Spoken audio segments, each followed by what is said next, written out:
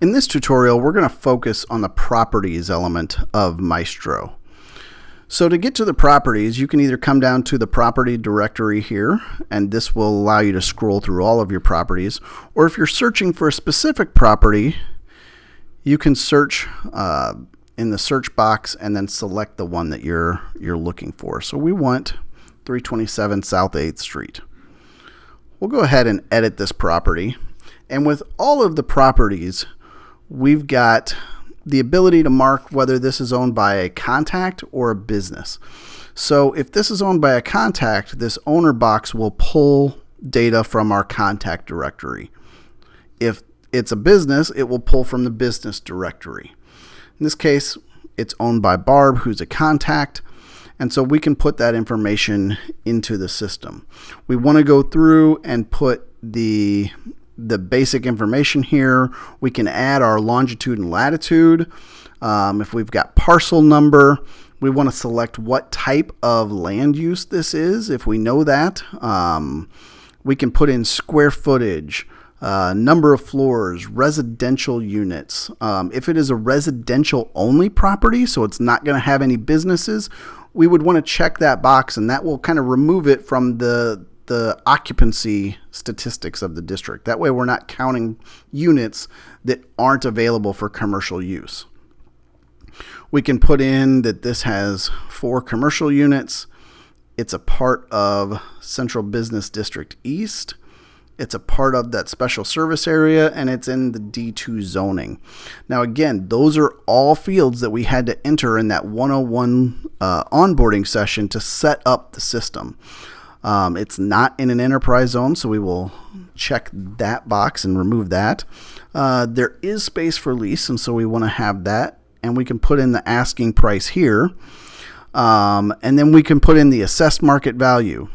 Maybe this building actually has 12 parking spots. If we knew the architect or the build date, we could put that information in. And then we want to come back then to the middle section. This middle section, we want to put in any contact associated with the property. So we've obviously got Barb, who is our owner. Brian maybe manages this. If we've got other people, maybe the building has staff, we want to put those in as well.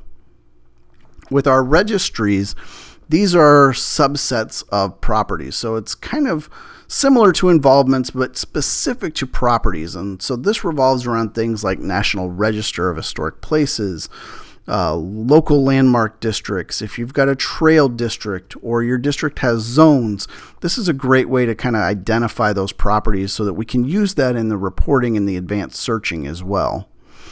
If this property has been sold and you get that information, there's a place to put that so that, again, that filters back to those reinvestment statistics that are so critical for us. We can put in involvements, so things like architectural style. If it's got a loading dock or commercial kitchen, we can add that information. We can add our files, so pictures of the property itself to this. With the improvements, we can actually put in, build outs, things like new awnings or new HVAC systems, any of those private dollars that are being invested back into those properties. Usually that information's found through things like the building permits and things like that. But any of that information that we now have a place to put that where it's going to filter into our overall reporting. And then with every property, we have the ability to add units into a property. So for every unit, we can create that unit, name it. We can mark whether or not it's residential or commercial. If it's not marked as residential, you'll notice I can't mark it as occupied. The reason, we'll get to that in a second. But for all of these, they're marked residential, so we can mark, maybe these 4 are occupied. We can put in what the rent is, what the square footage is, what the build out or ideal number of residents is. Obviously, we understand that that's not going to be 1,000% perfect, and you don't have the time to track that down. But if it's a 2-bedroom, it's probably meant for 2 people, etc. Then we get into our are commercial properties. So you notice we couldn't accept or couldn't mark those as occupied. So here is where we create those units, and then we had the ability to link businesses directly to the unit within the property.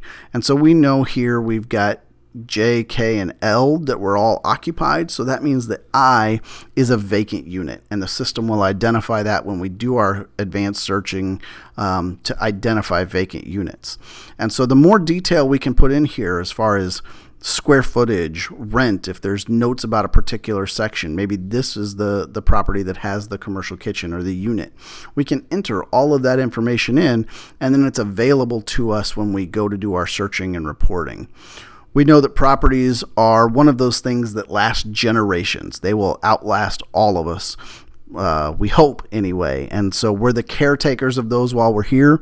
This is a really important piece for most downtowns, and that's why we've tried to build out as many tools within the property section to allow you to manage that property and your property inventory well.